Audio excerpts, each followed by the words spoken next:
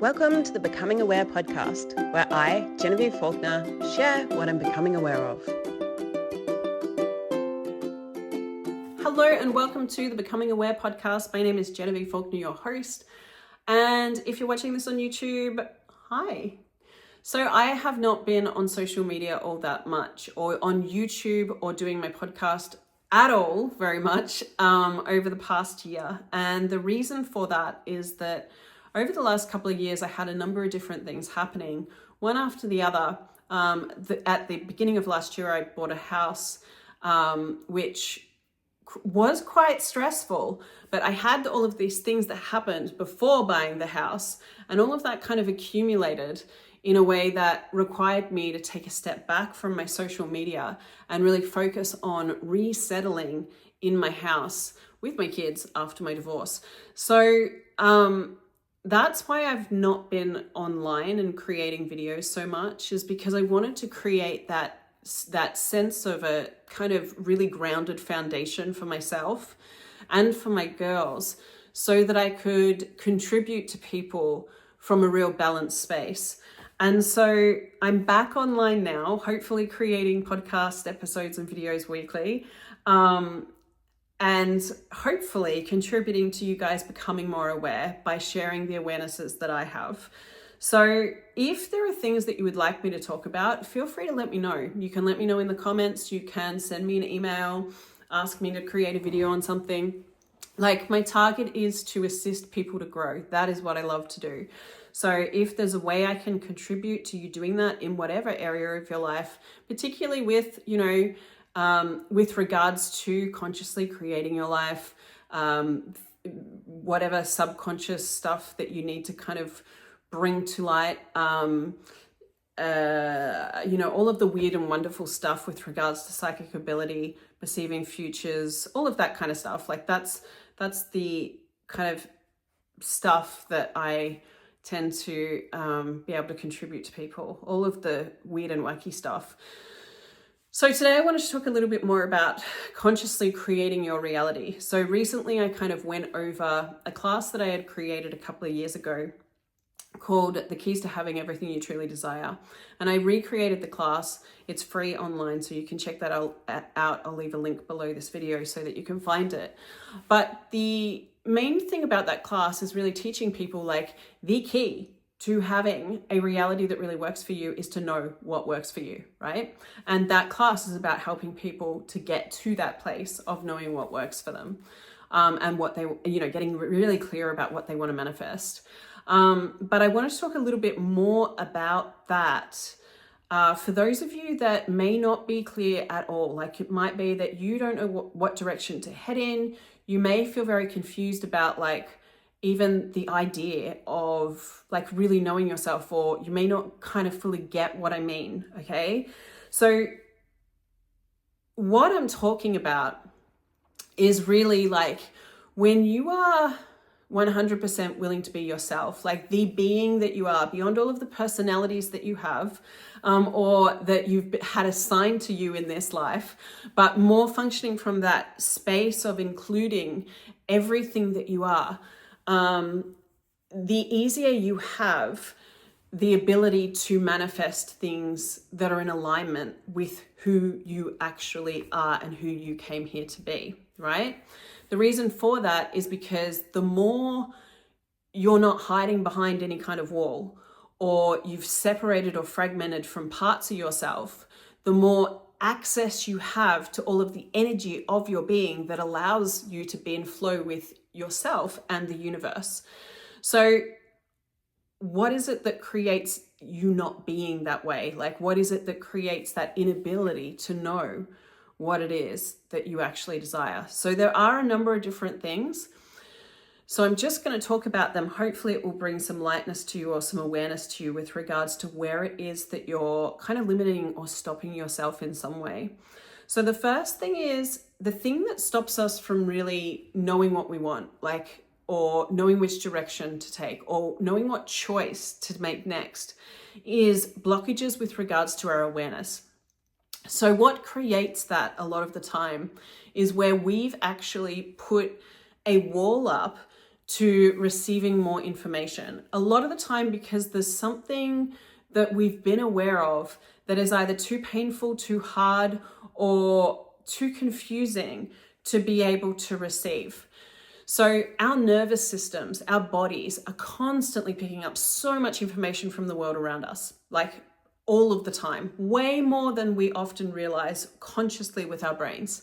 And so throughout our life, there's often things that we've been aware of with our nervous system that we don't know how to deal with. And so what happens is we try to shut it out. So an example would be if you grew up in a family where they kind of suppressed everything, they cut off from their true essence, who they really are, in order to maintain their life, maintain the relationships they have, and just kind of like went along with things. What happens when somebody's like that is they're effectively self-abandoning all of the time. And when somebody self-abandons all of the time, there's layers upon layers upon layers upon layers of suppressed emotional energy that begins to create a wall around them. And if you grew up with people that did that, then they wouldn't have been able to have like true intimacy with you. They wouldn't have been able to perceive who you were as a being and receive it. Because what would have happened was the second you had have shown up with the energy or the lightness or the vulnerability or the joy or whatever it is that you were or are, that they had cut off from, they couldn't have been with it because it would have brought up the wall of emotion that they had suppressed deep within that, you know, a lot of the time, you know, it's so many things, they don't know how to deal with it. So instead of dealing with all of that energy, in order to cope with what they've chosen that perhaps is less than what they desired, they then go into judging or you know, or whoever's creating that trigger. And they do that to create the separation and wall so that they don't have to look at what is within. So those judgments can be painful, right? There may have been all sorts of things that were directed at you as a kid that weren't actually about you, but were about what it was that the person that was with you was suppressing, what they weren't willing to acknowledge within themselves, and what they didn't know how to handle or change. And so when you've grown up with people that function that way, there is often many, many, many, many, many judgments along the journey that have been directed at you. And each one can be painful. And as an adult, you can look at that and maybe see the perspective of, oh, this wasn't really about me. This was about all the suppressed stuff that they were holding on to. This is what about, you know, all of the dreams they gave up, everything that they weren't willing to choose, you know, everything else.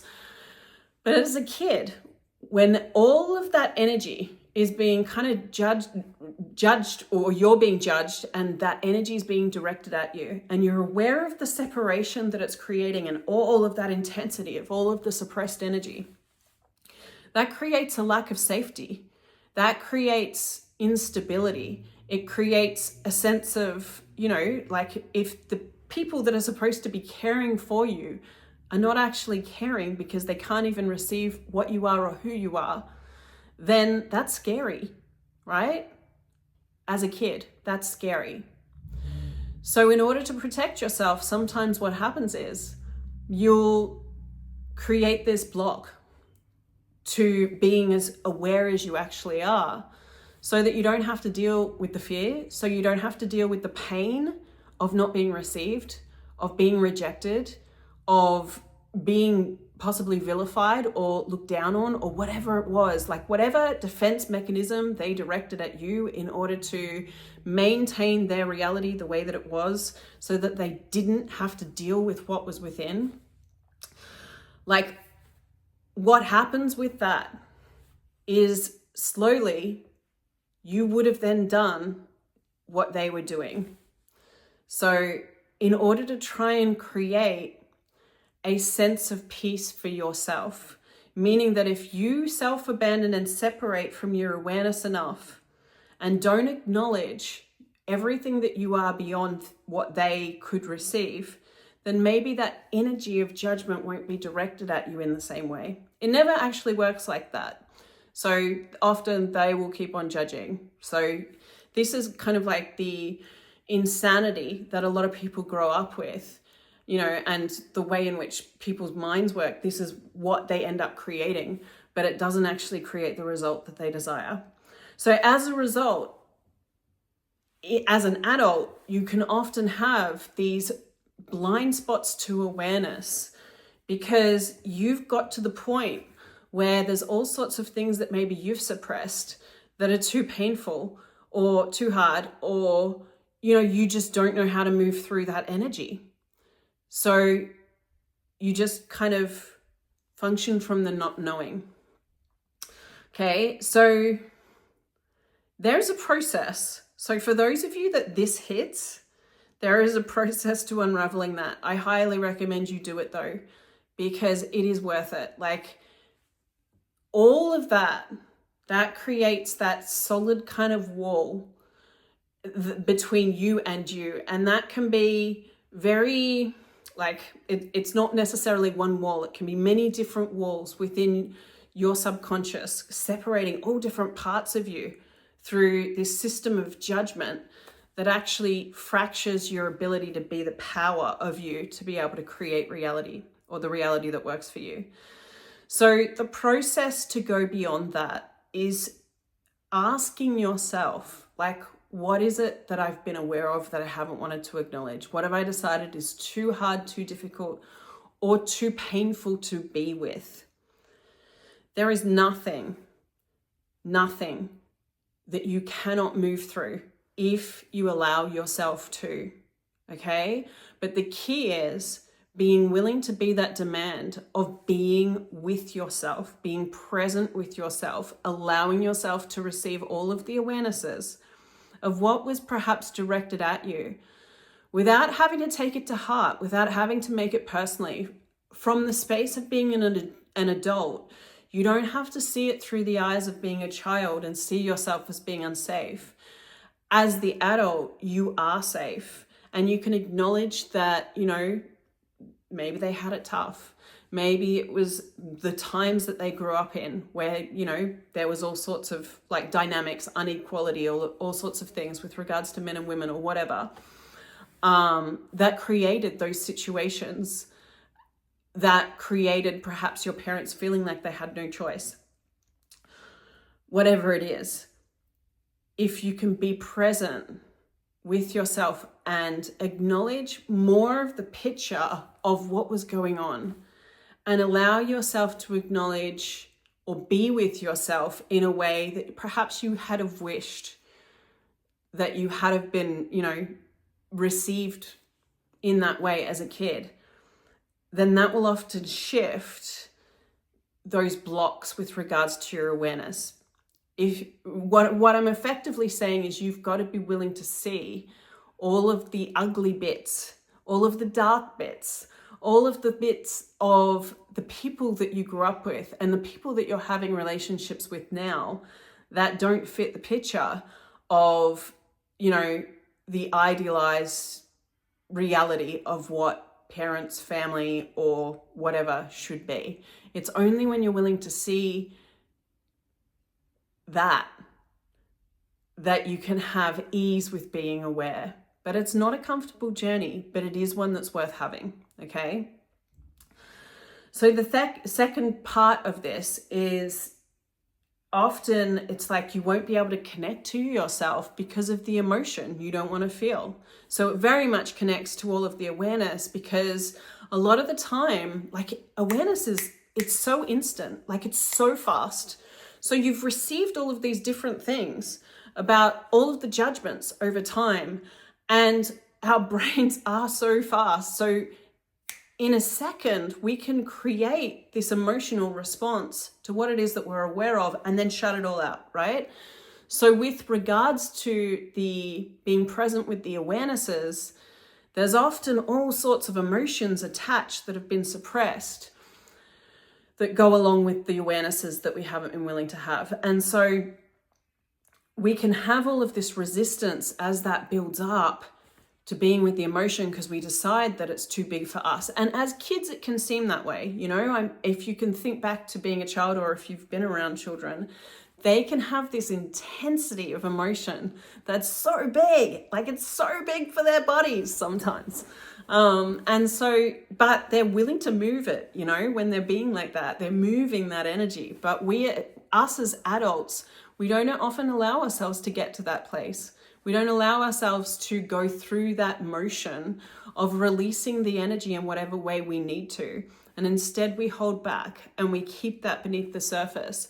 And that creates stagnation, that creates a lack of flow, and that will create an inability to be present with yourself and know what you really desire to create if there's all sorts of emotions that you're avoiding. So you want to ask yourself, like, am I in avoidance of any emotion? What are they? And then give yourself permission to actually feel them. Give yourself permission to release whatever it is that you need to release. Reiki, other energy healing, other somatic type healing sessions are great for this. Yoga, theta healing sessions, like there's so many different ways to do it, but making sure that you're clearing that energy and allowing that energy to move is vital to being able to then see beyond the haze of whatever that emotion is and get to the clarity of like who you are and what it is that you desire to create. So one thing that can help with regards to the emotions is look at the emotions that you resist in others. So is there any emotion that you find it difficult to be with regards to other people? Because a lot of the time, those emotions are the ones that you're in resistance to in yourself. So it might be that you struggle with other people's anger, but are you actually allowing yourself to get angry? It might be that you can't handle being around sad people. Do you let yourself be sad? Do you let yourself grieve? Do you let yourself express it? Or is there points of view that's stopping that? So asking yourself these questions and being honest with yourself about where you're at is going to assist things to change in a way that will allow you to access your power. Sometimes we can have this other protective layer, which connects to everything that I've talked about with regards to childhood, which is about the image. Sometimes it connects to, sometimes it's another different thing entirely, but it's about the image that you think that you have to maintain. So when we have this idea, and this can be something that has been assigned to you, or it can also be something that you've created for yourself. So if perhaps you didn't feel good enough as a child, you felt wrong, you felt like you were nothing, nobody acknowledged you, it could be that you created this kind of like idealized version of who you should be so that you will feel good enough, right? Or it could be that your parents also had this fantasy, or, you know, later in life, a partner had this fantasy about who you should be. And so there was this constant need to maintain this idealized kind of like perfect image of who you are that isn't actually you. When you've got that kind of image going on, it's like this whole structure, again, that goes around you, that beneath the structure, there's all sorts of other things there, but you can't access that energy. You know, you can't access the energy of you as a being that's locked in, but you also can't access the programming that needs to change beyond the image. Because beneath the need to maintain the image, there's usually feelings of inadequacy. There's feelings of not being good enough, you know? The images are created as a result of whatever programming is there that is out of balance, okay? So everything, both things are kind of like a lie, right? They're a construct. They're not actually the energy of your being. They're not who you are. Yet, if you have a need to maintain that image for whatever reason, whether it's for self-preservation or whether it's because you need that connection with your parent through that image, or that connection with your partner through that image, that will create an inability to connect with yourself in a way that allows you to ask the questions that you need to ask yourself to get really clear about what you really desire. Instead, there's this defense mechanism that will kick in that will be almost dismissive of any part of you that may want something different to what the image is telling you should have or be. So giving yourself permission to give up the image, asking yourself what's beyond any image that I have, what's true for me, who am I beyond any image that I have, beyond the image, like if I was authentically me, what would I be asking for right now? What would I be manifesting? What would I be creating? You can still create reality from image. It just will create, and you might have a lot of success with it. Like you might be able to create all sorts of wonderful things for yourself, but it won't have the vibrancy of energy with it. Like there'll be this emptiness. It might be that you'll create lots of money or create lots of physical things, but there'll be this emptiness with it. It won't be fulfilling. It won't be like full of that energy of living. So you want to make sure that your being is included, the authentic part of you. And that's where that joy comes, you know, that's where that real desire for living comes. The last thing is the relationships that you think that you'll lose. Okay. So sometimes we can have this defense mechanism to actually really connecting to ourselves and knowing what's actually, you know, true for us and what we really desire, because it goes beyond someone else's reality. And we're so afraid sometimes of losing them. We're making the relationship more valuable than actually having ourselves. Okay. So this is something that, like, you know, it's all of the energy beneath the surface. We are constantly communicating with each other all of the time, engaging energetically, a lot of the time without realizing it or acknowledging it. And so when you're engaging with someone or, you know, having some sort of relationship with someone, energetically, you receive the information about their reality the way that it is. And their reality is created through all of the belief systems that they have. That's what kind of creates the structure of their reality. And when you kind of value the relationship more than you're valuing you as a being, what you will do is try and fit yourself into that structure in some way. And so you'll only choose the things that validate that structure of their reality. That structure is a construct, though. It's something that is created from the belief systems that they have. And within our subconscious minds, we can have so many belief systems that are outdated from other lifetimes, from our ancestors, like so many different things that are kind of like running our lives that we don't realize are running our lives. And so your family members, your partner, your whoever it is that you don't want to lose, that you're valuing so much, they might be functioning from a reality that is created from these belief systems that they don't even realize they have. And to their conscious minds is probably the opposite of what they consciously believe, right? But that's from their ancestry or whatever. And so when you're not willing to kind of like move beyond the relationship and you're afraid of losing them, so you're shutting down your capacity to be aware because you don't want to be aware of what you want to choose that doesn't fit with whatever they are kind of like in agreement with, you're actually doing them a disservice, because you're not being the thing that can contribute to their growth, because you're not allowing yourself to be a trigger that activates whatever belief systems are within their energetic field that is keeping them from receiving greater possibility themselves.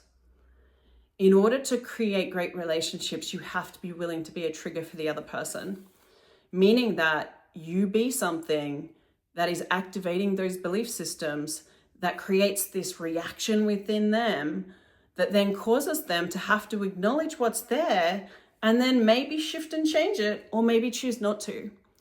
If it's not triggered, the choice never comes up. So the expansion is limited for them. And if they're doing the same thing for you, the expansion may be limited for you too, dependent on how aware you're willing to be of your own world. So this is the way in which a lot of people will often limit themselves and stop themselves from really knowing who they are in a way that would allow them to really access the power to create the reality that would really work for them, and that might actually work for a lot of other people in their life too, more than what it is they're currently experiencing. Because there's so many people on this planet that are all kind of like functioning in this way from this learned behavior of childhood that is just the pattern repeating over and over and over again. So with this conversation, I am hoping that I'm being an invitation for you to look at what is actually beyond all of that for you. Because the more you're willing to connect to yourself, the more you're willing to go beyond any need to avoid any energy or avoid any emotion, the more you're willing to trigger other people and be an invitation to change, the more you can actually get clear about what's going to work for you. And when you're clear about what's going to work for you, everything clicks into place in a way where there's that flow of energy supporting you because you're supporting you.